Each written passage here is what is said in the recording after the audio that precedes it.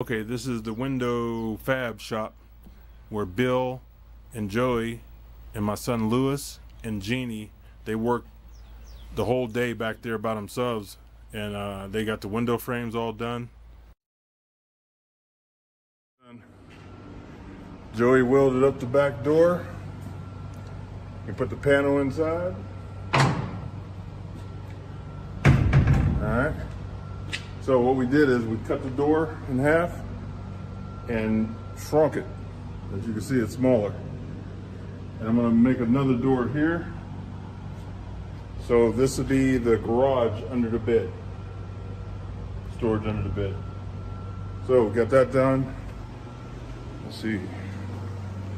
We got to sheet this side. We got the other side all sheeted. So I can do this side. And there'll be a window here. The transition's done at the top, as you can see.